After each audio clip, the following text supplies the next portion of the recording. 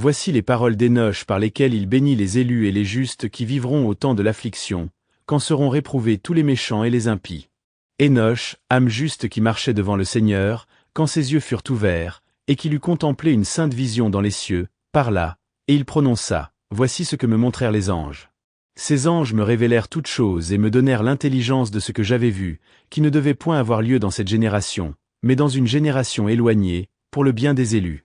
C'est par eux que je pus parler et converser avec celui qui doit quitter un jour sa céleste demeure, le Saint et le Tout-Puissant, le Seigneur de ce monde, qui doit fouler un jour le sommet du mont Sinaï, apparaître dans son tabernacle, et se manifester dans toute la force de sa céleste puissance. Tous les vigilants seront effrayés, tous seront consternés. Tous seront saisis de crainte et d'effroi, même aux extrémités de la terre. Les hautes montagnes seront ébranlées, les collines élevées seront déprimées, elles s'écouleront devant sa face comme la cire devant la flamme. La terre sera submergée, et tout ce qui l'habite périra. Tous les êtres seront jugés, tous, même les justes. Mais les justes obtiendront la paix. Il conservera les élus, et exercera sur eux sa clémence. Alors ils deviendront la propriété de Dieu. Il les comblera de bonheur et de bénédiction, et la splendeur de la divinité les illuminera. Voici. Il arrive avec 10 000 de ses saints, pour juger toutes les créatures, pour détruire la race des méchants, et réprouver toute chair à cause des crimes que le pécheur et l'impie ont commis contre lui. Tous ceux qui habitent dans les cieux savent ce qui se passe là-bas. Ils savent que les globes célestes qui nous illuminent ne changent point leur voie, que chacun d'eux se lève et se couche régulièrement, dans le temps qui lui est propre, sans jamais transgresser les ordres qu'il a reçus. Ils regardaient la terre, et soudain ils connaissent tout ce qui s'y passe depuis le commencement, et jusqu'à la fin. Ils voient que chacune des créations de Dieu suit invariablement la voie qui lui est tracée. Ils voient l'été et l'hiver, ils voient que toute la terre est remplie d'eau, et que les nuages, les vapeurs et la pluie en rafraîchissent la température. Ils considèrent et admirent comment chaque arbre se couronne de feuilles, comment il les perd ensuite, à l'exception de 14 arbres privilégiés qui restent toujours verts, et qui pendant plusieurs hivers présentent l'apparence du printemps. Ils admirent ensuite dans les jours de l'été comment le soleil échauffe la terre, dès le commencement de sa carrière, tandis que vous cherchez la fraîcheur du feuillage, que le sol est crevassé par la chaleur torride, et que vous êtes incapable de vous promener soit dans la plaine, soit sur la montagne. Ils admirent ensuite comment les arbres en se couvrant de feuilles poussent en même temps des fruits, mais aussi ils comprennent en même temps et reconnaissent que celui qui vit éternellement fait pour nous toutes choses. Que toutes les œuvres de chaque année, que toutes ces créations suivent invariablement les ordres qu'il leur a donnés. Toutefois, quand Dieu a résolu ainsi, toutes choses doivent s'évanouir. Ils voient comment les mers et les fleuves accomplissent chacun leur mission respective. Tandis que vous ne supportez qu'avec peine, vous ne remplissez qu'imparfaitement les commandements de votre Seigneur. Vous transgressez ses ordres, vous calomniez sa grandeur, et votre bouche impie va prononcer des blasphèmes contre sa majesté.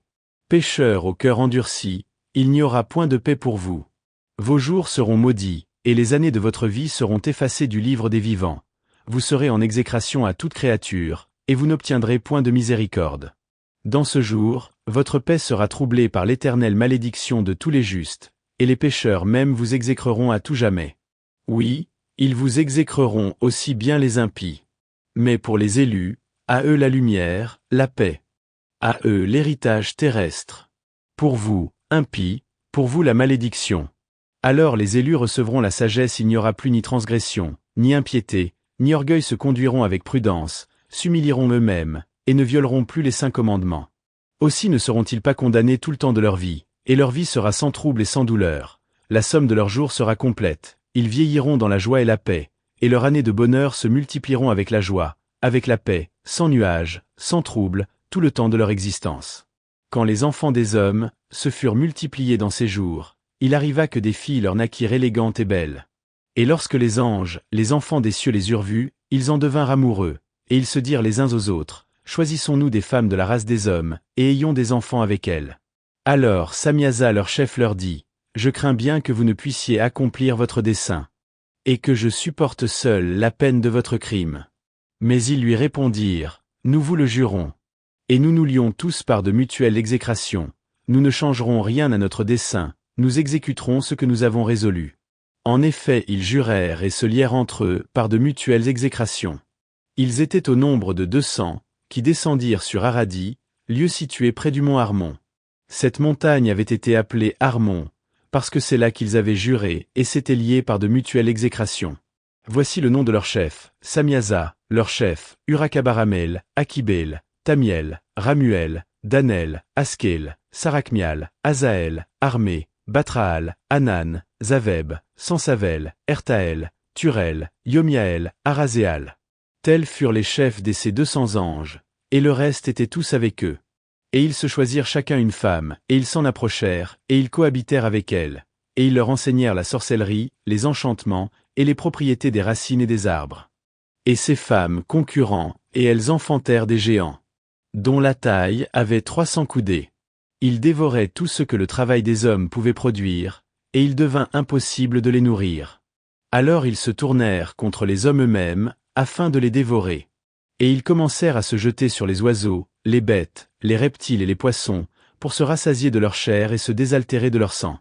Et alors la terre réprouva les méchants. Azaziel enseigna encore aux hommes à faire des épées, des couteaux, des boucliers, des cuirasses et des miroirs. Il leur apprit la fabrication des bracelets et des ornements, l'usage de la peinture, l'art de se peindre les sourcils, d'employer les pierres précieuses, et toutes espèces de teintures, de sorte que le monde fut corrompu. L'impiété s'accrut, la fornication se multiplia, les créatures transgressèrent et corrompirent toute leur voie. Amarazak enseigna tous les sortilèges, tous les enchantements et les propriétés des racines. Armé enseigna l'art de résoudre les sortilèges. Barkayal enseigna l'art d'observer les étoiles. Akibel enseigna les signes. Tamiel enseigna l'astronomie. Et Azaradel enseigna les mouvements de la lune. Et les hommes sur le point de périr élevèrent leur voix, et leurs voix montèrent jusqu'au ciel. Alors Michaël et Gabriel, Raphaël, Surial et Uriel, abaissèrent des cieux leurs regards sur la terre, et virent les flots de sang qui la rougissaient, et les iniquités qui s'y commettaient, et ils se dirent les uns aux autres, c'est le bruit de leurs cris. La terre privée de ses enfants a élevé sa voix jusqu'aux portes du ciel. Et c'est à vous, ô essences célestes, c'est à vous que les âmes adressent leurs plaintes en disant, obtenez-nous justice du Très-Haut. Alors ils dirent à leur Seigneur et Maître, tu es le Seigneur des seigneurs, le Dieu des dieux, le Roi des rois. Le trône de ta gloire s'élève de toute éternité, et de toute éternité ton nom est sanctifié et glorifié. Tu es béni, et glorifié à jamais. Tu es le Créateur, le Maître souverain de toutes choses, rien n'est caché à ton regard perçant. Tu domines sur tout, et rien ne peut se soustraire à ton autorité. Tu as vu ce que Azariel a fait, comment il a enseigné aux hommes toute espèce d'iniquité, et comment il a révélé au monde tout ce qui se passe dans les cieux. Samiasa aussi a enseigné aux hommes la sorcellerie, lui que tu avais placé au-dessus de tous ses compagnons. Ils se sont alliés aux filles des hommes, ils ont péché avec elles, et se sont souillés. Ils leur ont découvert les crimes les plus abominables. Et les femmes ont enfanté les géants. Et toute la terre a été remplie de sang et d'iniquité. Et voici maintenant que les âmes de ceux qui sont morts élèvent la voix vers toi, et font monter leurs plaintes jusqu'aux portes du ciel. Leurs gémissements montent vers toi. Les hommes ne peuvent se soustraire à l'iniquité qui couvre la surface de la terre. Or tu connais toutes choses, avant même qu'elles existent. Tu connais toutes choses. Tu sais tout ce qui se passe, et cependant tu ne nous dis rien. Pourtant de crimes, que devons-nous faire aux méchants? Alors le Très-Haut, le Grand et le Saint fit entendre sa voix. Et il envoya Arséial-Allure auprès de la Mecque, disant, parle-lui en mon nom, mais cache-toi à ses yeux. Puis dévoile-lui le grand cataclysme qui doit faire périr tous les hommes, quand les eaux du déluge se répandront sur la face de la terre, et que toute créature sera détruite. Mais enseigne-lui les moyens d'échapper, dis-lui comment sa race se perpétuera sur toute la terre. Puis le Seigneur dit à Raphaël, prends Azaziel, lie-lui les pieds et les mains, jette-le dans les ténèbres, et abandonne-le dans le désert de Dudaël. Fais pleuvoir sur lui des pierres lourdes et pointues, enveloppe-le de ténèbres. Qu'il y reste à jamais, que sa face soit couverte d'un voile épais, et qu'il ne voie jamais la lumière. Et quand se lèvera le jour du jugement, plonge-le dans le feu. Cependant purifie la terre, que les anges ont souillée. Annonce-lui la vie, annonce-lui que je la revivifierai. Les fils des hommes ne périront pas tous à cause des secrets que les vigilants leur ont révélés et qu'ils ont enseignés à leurs descendants. Mais la terre a été souillée par les enseignements d'Azaziel. Aussi est-ce lui qui doit être responsable de tous les crimes. Le Seigneur dit ensuite à Gabriel, va vers les méchants, vers les réprouvés, vers les enfants de fornication. Extermine ces enfants de fornication, ces rejetons des vigilants, du milieu des hommes, pousse-les, excite-les les uns contre les autres. Qu'ils périssent de leurs propres mains, car leurs jours ne seront pas complets. Ils te supplieront, mais leurs prières n'obtiendront rien pour eux, et c'est en vain qu'ils espéreront pour leur enfant la vie éternelle, et même une vie de 500 années. Le Seigneur dit ensuite à Michaël, « Va et annonce le châtiment qui attend Sammiasa et tous ceux qui ont participé à ces crimes, qui se sont unis à des femmes, qui se sont souillés par toutes sortes d'impuretés. Et quand leurs fils seront exterminés, quand ils auront vu la ruine de ce qu'ils ont de plus cher au monde, enchaîne-les sous la terre, pour 70 générations, jusqu'au jour du jugement, et de la consommation universelle, et l'effet de ce jugement sera pour eux éternel. Alors ils seront jetés dans les profondeurs d'un feu qui les tourmentera sans cesse, et ils y resteront toute l'éternité. Avec eux leur chef brûlera dans les flammes, et tous ils y seront enchaînés jusqu'à la consommation d'un grand nombre de générations. Extermine en même temps toutes les âmes adonnées à de coupables jeux, extermine les rejetons des vigilants, assez et trop longtemps ils ont tyrannisé le genre humain. Que les oppresseurs soient enlevés de la face de la terre. Que le mal soit anéanti. Mais que la plante de la justice et de l'équité refleurisse, et devienne un gage de bénédiction. Car la justice et l'équité doivent refleurir avec la joie pour des temps sans fin. Et alors tous les saints adresseront au ciel leurs actions de grâce, et vivront jusqu'à ce qu'ils aient engendré 1000 enfants, tandis que les jours de leur jeunesse et leur sabbat s'écouleront dans la joie et la paix. À cette époque toute la terre sera cultivée dans la justice, elle se remplira d'arbres et de bénédictions, des arbres délicieux y seront plantés. La vigne y croîtra en abondance, et produira du fruit à satiété. Toutes les semences qui seront confiées à la terre rapporteront 1000 mesures pour une, et une mesure d'olive fournira à 10 pressés d'huile. Délivrez la terre de toute tyrannie, de toute injustice, de tout crime, de toute impiété, de tout ce qui peut la souiller. Que le mal en soit banni à jamais. Alors, les enfants des hommes vivront dans la justice, et toutes les nations me rendront les honneurs qui me sont dus, toutes me béniront, toutes m'adoreront. La terre sera délivrée de toute corruption, de tout crime, de tout châtiment, de toute souffrance, et elle n'aura plus à craindre de moi un déluge exterminateur. Dans ces jours, j'ouvrirai les trésors de bénédiction que recèle le ciel, je les répandrai sur la terre, et ils féconderont les œuvres et le travail des hommes. La paix et la justice feront alliance avec les hommes, et ces unions sacrées dureront autant que le monde et que les générations. Avant l'accomplissement de toutes ces choses, Énoch fut enlevé de la terre, et personne ne sut où il avait été enlevé, ni ce qu'il était devenu. Tous ces jours, il les passa avec les saints, et avec les vigilants. Moi, Énoch, je bénissais le grand Seigneur, le roi de la paix. Et voici, les vigilants me nommèrent Énoch le scribe. Et le Seigneur me dit, Énoch, scribe de justice, va dire aux vigilants du ciel, qui ont abandonné les hauteurs sublimes des cieux et leurs éternelles demeures, qui se sont souillés avec les femmes, et ont pratiqué les œuvres des hommes, en prenant des femmes à leur exemple, qui se sont enfin corrompus sur la terre. Dis-leur que sur la terre, ils n'obtiendront jamais ni paix, ni rémission de leurs péchés.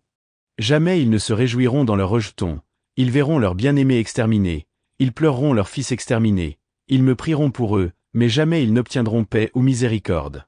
Énoch partit donc, et il dit à Azaziel, « Il n'y a plus de paix pour toi. Une grande sentence a été prononcée contre toi. Il t'enchaînera, il n'y aura jamais pour toi ni soulagement ni miséricorde, ni intercession, à cause de l'oppression que tu as enseignée. Et parce que tu as appris aux hommes à outrager Dieu, à pécher et à tyranniser leurs semblables. » Et je le quittai, et j'allai annoncer la même nouvelle à tous les compagnons de ces crimes, et ils furent terrifiés et saisis d'un affreux tremblement, et ils me supplièrent d'écrire pour eux une humble supplique pour obtenir le pardon de leurs fautes. Ils me prièrent de la faire parvenir au trône du Dieu du ciel, car ils n'osaient ni s'adresser à lui, ni même lever les yeux au ciel, à cause du grand crime pour lequel ils avaient été jugés. Alors, j'écrivis une humble supplique à leur sujet, afin de leur faire obtenir repos et miséricorde pour tout ce qu'ils avaient fait. Puis je les quittai, et continuai ma route tout en lisant leurs requêtes, vers les eaux du Danandan, qui se trouvent à l'ouest d'Armon, et je m'endormis. Et voici que j'eus un songe, et une céleste vision. Je tombai en extase, et je vis dans une vision, la punition dont je devais annoncer la triste nouvelle aux enfants des cieux, et les réprimander. Quand je m'éveillai, je me rendis auprès d'eux. Ils étaient réunis, pleurant et la face voilée dans Ubel-Seyaël, lieu situé entre le Liban et Sénézé. Et je leur fis part de mes visions et de mes songes. Et je leur adressai ces paroles de la justice, et les réprimandes que méritaient les enfants des cieux. Ceci est le livre des paroles de la justice, et des paroles adressées aux vigilants, qui sont de ce monde, selon l'ordre que m'a donné dans la vision le Saint et le Grand. Je vis donc en songe que je parlais avec ma langue de chair et avec le même souffle dont le Tout-Puissant a animé la bouche des hommes, pour converser entre eux. Et je compris avec le cœur. Et de même que le Seigneur a créé et donné aux hommes le pouvoir de comprendre les mots qui s'adressent à l'intelligence, de même aussi il a créé pour nous, et il m'a donné le pouvoir de reprendre les vigilants, les enfants du ciel. J'ai donc rédigé vos prières, mais j'ai su dans une vision, que tant que le monde existera, jamais vous n'obtiendriez ce que vous demandez. Le jugement a été prononcé contre vous. Toutes vos prières sont inutiles. Ainsi, désormais, vous ne monterez plus au ciel, et sur terre, vous serez enchaînés aussi longtemps qu'existera le monde lui-même. Mais auparavant, vous serez témoins de la misère de tout ce qui vous est cher, vous ne les posséderez plus. Ils tomberont sous le glaive, sous vos propres yeux. Et n'adressez point de prière ni pour eux ni pour vous. Mais vous pleurerez, et vous supplierez en silence. Telles sont les paroles du livre que j'écrivis. Voici maintenant la vision que j'eus, voici, je me voyais environné de nuages et de brouillards épais. Je contemplais avec inquiétude le mouvement des astres et celui des éclairs, tandis que des vents formidables soulevaient mes ailes, et accéléraient ma course. Je fus enlevé ainsi jusqu'au ciel, et j'arrivai bientôt à son mur bâti avec de pierres de cristal. Des flammes mobiles en enveloppaient les contours. Je commençai à être saisi d'effroi. Cependant je m'enfonçai au milieu de ces flammes. Et je pénétrai dans une vaste habitation dont le pavé était en pierre de cristal. Les murs comme le pavé étaient également en cristal, aussi bien que les fondements. Son toit était forme d'étoiles errantes et d'éclairs de lumière, et l'on voyait, au milieu des chérubins de feu dans un ciel orageux. Des flammes vibraient autour de ces murailles, et la porte était de feu. Quand je suis entré dans cette habitation, elle était à la fois brûlante comme le feu, et froide comme la glace, et il n'y avait là, trace ni de bonheur, ni de vie. Alors, une terreur soudaine s'empara de moi, je tressaillis d'effroi. Tout tremblant, je tombai la face contre terre, et j'eus une vision. Voici, il y avait une autre habitation plus spacieuse que la première, dont toutes les portes étaient ouvertes devant moi, au milieu d'une flamme vibrante. Telle était sa gloire, sa magnificence, sa grandeur, qu'il m'est impossible de vous dépeindre, ni la splendeur qui l'environne, ni sa vaste étendue. Le pavé était de feu, au-dessus, brillaient des éclairs et des étoiles errantes, et le comble était tout entier d'un feu étincelant. Je l'examinai avec attention, et je vis qu'il y avait un trône élevé, dont l'aspect ressemblait à la grêle, tandis que son contour était comme l'orbe éclatant du soleil, et il en sortait des voix de chérubins. De ce trône puissant s'échappaient des torrents de flammes, qu'il était impossible d'envisager. Et il y avait quelqu'un assis sur ce trône de gloire, dont le vêtement était plus blanc que la neige. Et aucun ange n'était capable de regarder en face le glorieux et le magnifique, ni de s'approcher de lui. Aucun mortel ne pouvait le contempler. Un feu brillant brûlait autour de lui. Il s'élevait aussi devant lui, un feu d'une grande étendue, en sorte qu'aucun de ceux qui l'entouraient ne pouvait en approcher, et des myriades de myriades étaient devant lui. Il n'avait besoin ni de conseil, ni d'assistance, et les saints qui formaient sa cour, ne le quittaient ni jour ni nuit. Je m'approchai autant que je pus, voilant ma face, et plein de frayeur. Alors, le Seigneur lui-même daigna de sa propre bouche m'appeler par mon nom. Approche, dit-il, approche de plus près, et viens entendre ma sainte parole. Et il me prit, et il me fit pencher jusqu'à la porte.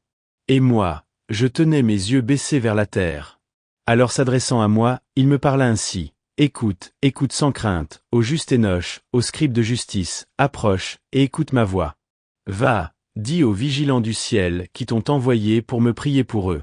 Vous deviez prier pour les hommes et non pas les hommes pour vous. Pourquoi avez-vous abandonné les saintes hauteurs du ciel, votre demeure éternelle pour aller vous souiller avec des femmes? Pourquoi vous êtes-vous épris des filles des hommes et en avez-vous fait vos épouses? Avez-vous pratiqué avec elles les œuvres des enfants de la terre, et donné naissance à une race impie? Vous qui étiez des esprits célestes, en possession de la sainteté, de la vie éternelle, vous vous êtes souillés avec des femmes. Vous avez travaillé aux œuvres de la chair, vous avez engendré dans le sang, vous avez agi comme ceux qui ne sont que de sang et de chair. Eux, ils ont été créés pour mourir. Voilà pourquoi je leur ai donné des femmes, afin qu'ils cohabitent avec elles, qu'ils engendrent des enfants qui perpétuent leur race sur la terre. Mais vous, vous avez été créés de purs esprits dès le commencement, vous possédez une vie éternelle, vous n'êtes point sujet à la mort. Aussi ne vous avais-je point donné de femmes, parce que, esprit pur, vous deviez habiter dans le ciel. Et maintenant, les géants, qui sont le prix du commerce de l'esprit et de la chair, seront appelés sur terre de mauvais esprits, et leur demeure sera sur la terre. Ils procréeront à leur tour de mauvais esprits, parce qu'ils tiennent au ciel par un côté de leur être, par ces des saints vigilants qu'ils tirent leur origine. Ils seront donc de mauvais esprits sur la terre, et on les appellera esprits du mal. La demeure des esprits célestes est le ciel, mais c'est la terre qui doit être la demeure des esprits terrestres qui sont nés sur la terre. Les esprits des géants seront comme les nuages, qui apportent, sur la terre les fléaux de toute espèce, la peste, la guerre, la famine. Et le deuil. Ils ne boiront ni ne mangeront, invisibles à tous les regards, ils s'insurgeront encore entre les hommes et les femmes, parce qu'ils ont reçu la vie dans les jours de destruction et de carnage. Lors de la mort des géants, quelque part qu'aillent leurs âmes lorsqu'elles abandonneront leur corps, tâche que ce qui est cher en eux périsse avant le jugement. Qu'elles soient exterminées jusqu'au jour de la grande consommation de l'univers, alors que les vigilants et les impies seront détruits pour toujours. Quant aux vigilants, qui t'ont envoyé pour m'implorer pour eux, dis-leur, à ces intelligences célestes, vous avez eu le ciel pour demeure, mais les secrets d'en haut ne vous ont pas été révélés, cependant vous avez connu un secret d'iniquité. Et vous l'avez dévoilé aux femmes dans les mouvements de votre cœur, et par là vous avez multiplié le mal sur la surface de la terre. Dis-leur donc, jamais vous n'obtiendrez grâce, ni jamais vous ne recevrez la paix. Puis ils m'enlevèrent dans un endroit où il y avait comme un feu dévorant, et où, selon leur bon plaisir, ils prenaient la ressemblance de l'homme. Ils me conduisirent sur un lieu élevé, sur une montagne dont le sommet s'élançait dans les cieux. Et je vis les trésors des éclairs et du tonnerre aux extrémités de ce lieu, dans l'endroit le plus profond. Il y avait là un arc de feu, et les flèches dans un carquois, et une épée de feu et toute espèce d'éclair. Puis ils me transportèrent auprès d'une eau jaillissante, et du côté de l'Occident vers les feux du soleil couchant. J'arrivai à une rivière de feu qui coulait comme de l'eau et se jetait dans la grande mer occidentale. Je vis tous les grands fleuves, et j'arrivai bientôt au milieu des noires ténèbres, dans ces lieux où toute chair émigre. Je vis les montagnes de ténèbres qui produisaient l'hiver, et l'endroit d'où l'eau s'écoule dans leurs abîmes respectifs. Je vis aussi l'embouchure de tous les fleuves du monde, et celle de l'abîme.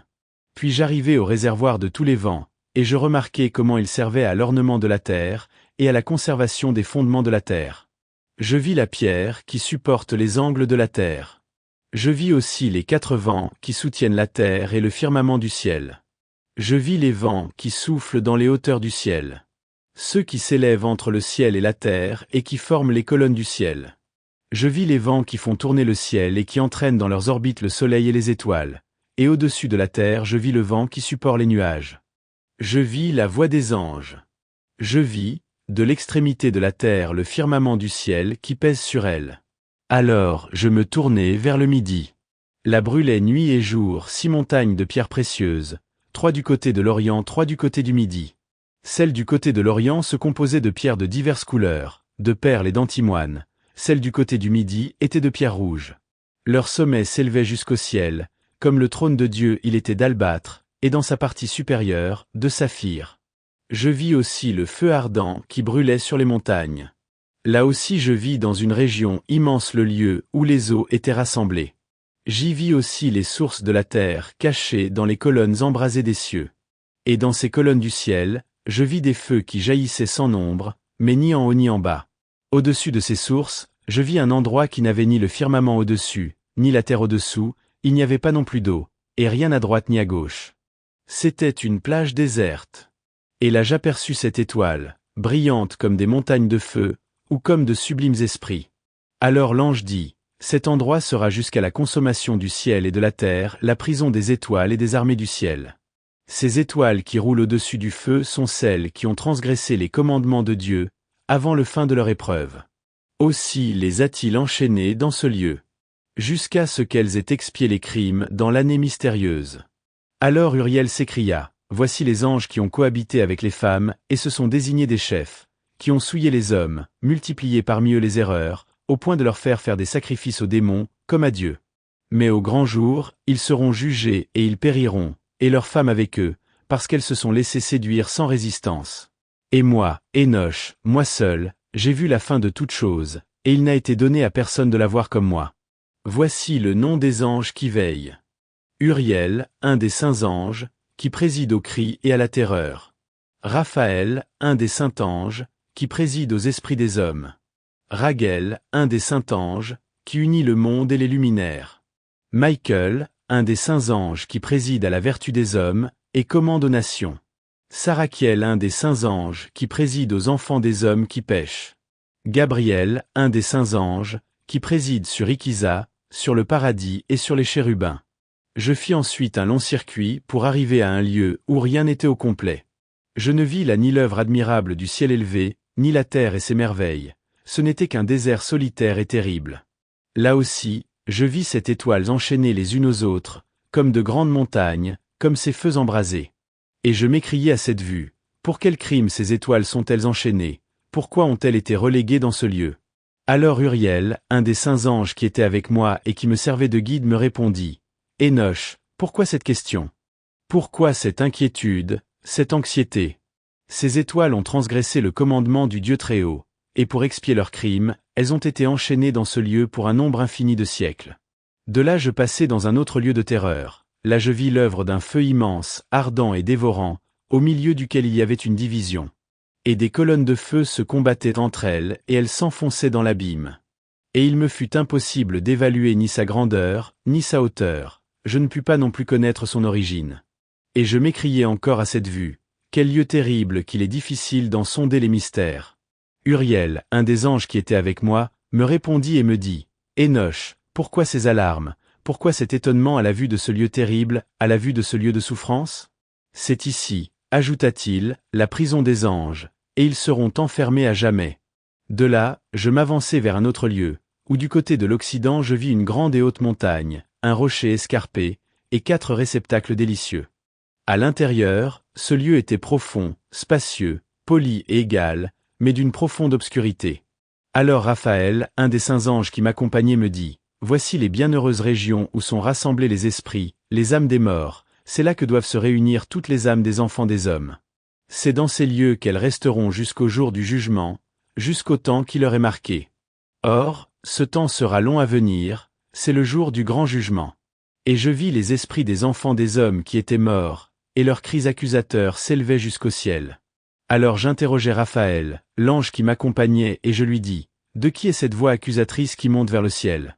Il me répondit, C'est la voix de l'esprit d'Abel, qui a été tué par son frère Caïn, et qui l'accusera jusqu'à ce que sa race soit exterminée du dessus de la face de la terre.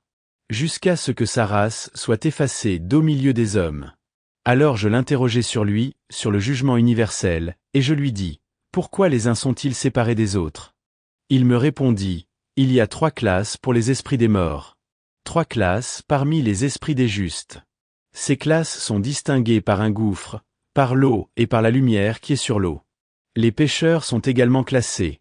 Après leur mort, ils sont déposés dans la terre si le jugement ne les a pas prévenus de leur vivant.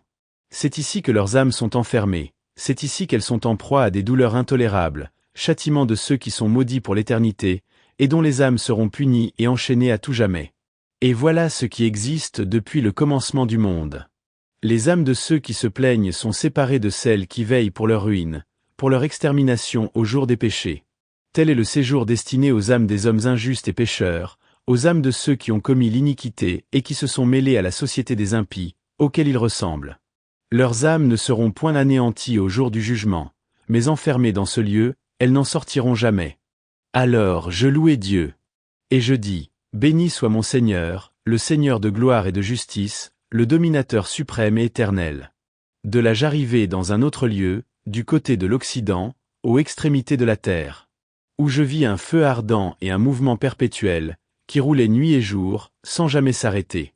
Et j'interrogeai l'ange qui m'accompagnait, et je lui dis, Qu'est cela? Pourquoi ce mouvement incessant? Raguel, un des anges qui m'accompagnait me répondit, Ce feu ardent, qui se meut sans cesse vers l'Occident, est le feu qui embrase tous les luminaires du ciel. De là je parvins dans un autre lieu, et je vis une montagne de feu brûlant nuit et jour. Dès que j'en fus approché, j'aperçus cette brillante montagne, dont l'une était distincte de l'autre. Les pierres dont elle était formée étaient belles et étincelantes, elles brillent et rayonnent à la vue, et leur surface est polie. Il y en avait 3 à l'Orient, et d'autant plus inébranlables, qu'elles étaient l'une et l'autre. Et il y en avait 3 au Midi, également inébranlables. Il y avait aussi de profondes vallées, mais qui étaient séparées les unes des autres. Au milieu s'élevait la 7e montagne. Et toutes ces montagnes apparaissaient au loin comme des trônes majestueux, et elles étaient couronnées d'arbres odoriférants. Parmi ces arbres, il y en avait un d'une odeur sans cesse renaissante, et tellement suave, qu'il n'y en avait pas un dans le jardin d'Éden qui exhalât un parfum aussi délicieux. Ses feuilles, ses fleurs, son bois, se flétrissaient jamais, et ses fruits étaient beaux. Ses fruits ressemblaient aux fruits du palmier. À cette vue, je m'écriai, voilà un arbre admirable à voir, quelles belles feuilles, quels fruits délicieux. Alors Michel, un des saints et glorieux anges qui m'accompagnaient, et qui était à leur tête, me redit, Enoch, pourquoi ces questions au sujet de l'odeur de cet arbre? Pourquoi es-tu avide de le connaître? Alors moi, Enoch, je lui répondis que je voudrais tout savoir, mais surtout ce qui regarde cet arbre. L'ange me répondit, cette montagne que tu vois, et dont la tête élevée égale en hauteur le trône du Seigneur, sera le siège où se reposera le Seigneur de sainteté et de gloire, le Roi éternel, quand il viendra et descendra pour visiter la terre dans sa bonté. Quant à cet arbre à la suave odeur, dont le parfum n'a rien de charnel, personne n'y portera la main jusqu'au jour du jugement.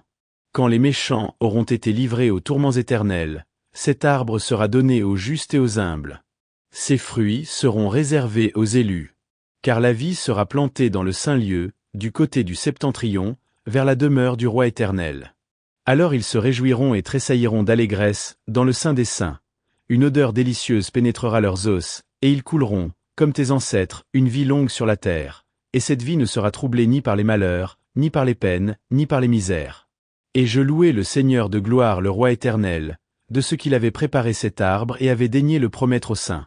De là je me dirigeai vers le centre de la terre, et j'aperçus un lieu fortuné et fertile où des arbres poussaient sans cesse des rameaux toujours verts. Là je vis encore une montagne sacrée, et au-dessous, sur le flanc oriental, une eau qui coulait vers le midi. J'aperçus encore vers l'orient une autre montagne, également élevée, placée au milieu de vallées profondes, mais étroites. L'eau s'écoulait vers la montagne, du côté de sa partie occidentale. Au-dessous s'élevait une autre montagne.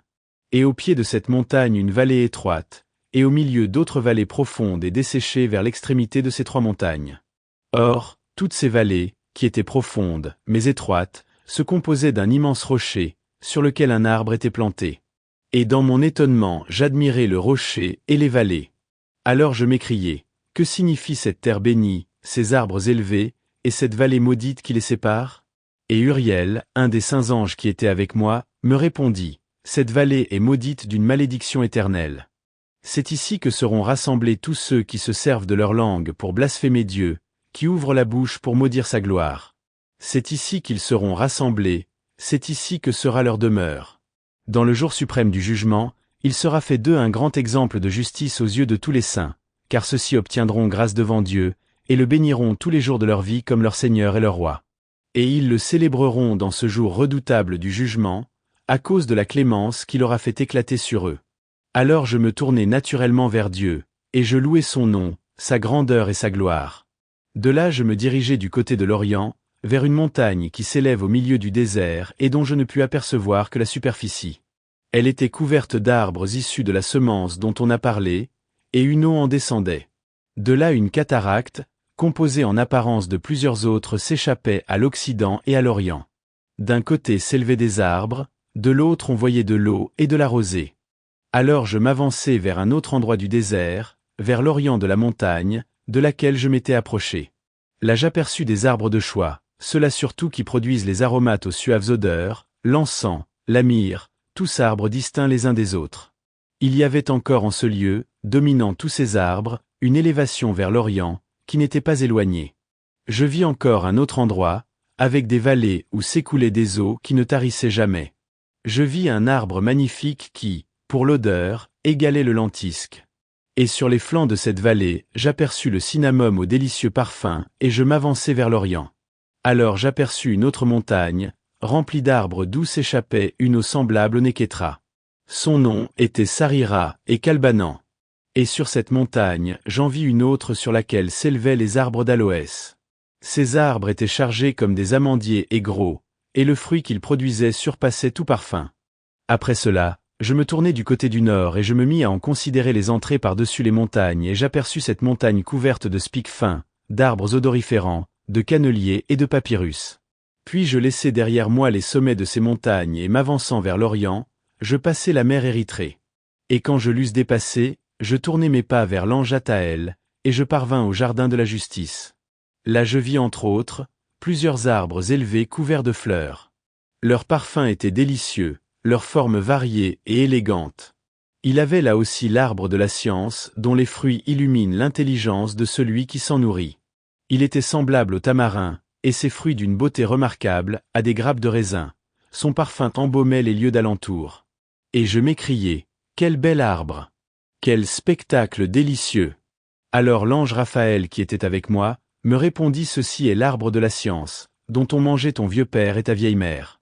Ces fruits les ont illuminés, leurs yeux ont été ouverts, et après s'être aperçus qu'ils étaient nus, ils ont été chassés du paradis terrestre.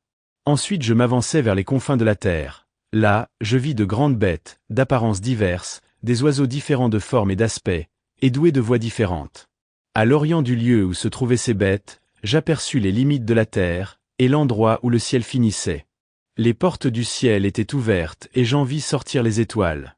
Alors je les comptai à mesure qu'elles sortaient, et j'en notai exactement le nombre. Je pris note également de leurs noms, de leurs courses périodiques, de leurs vicissitudes, à mesure que l'ange Gabriel, qui était avec moi, me les expliquait. Car il me les montra toutes, et de toutes il me donna connaissance. Il me fit connaître encore leurs noms, leurs songes et leurs diverses influences. Puis je me dirigeai vers le septentrion, aux limites de la terre.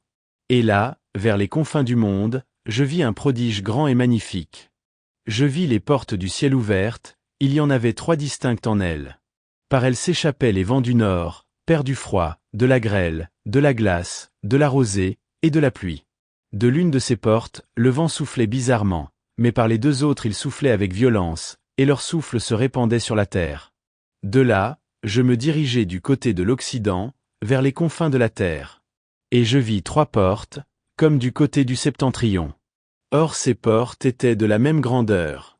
Ensuite je me dirigeai du côté sud, vers les confins de la terre. Il y avait là également 3 portes, par où s'échappaient la rosée, la pluie et le vent. Puis je me dirigeai vers l'ouest, aux confins de la terre où je vis 3 portes du ciel tournées du côté de l'ouest et dont l'ouverture était plus petite. Par ces petites portes sortaient des étoiles du ciel, qui suivaient leur route invariable vers l'Occident, et cette route brillante était visible en tout temps. Quand je les aperçus, j'élevai ma voix, et louai le jugement qui avait formé ces corps lumineux et resplendissants, afin de révéler aux intelligences angéliques et humaines la magnificence de ses œuvres, afin qu'ils célébrassent les uns les autres les merveilles et sa puissance, qu'ils glorifiassent les labeurs divins de ses mains et afin qu'ils le louassent à tout jamais.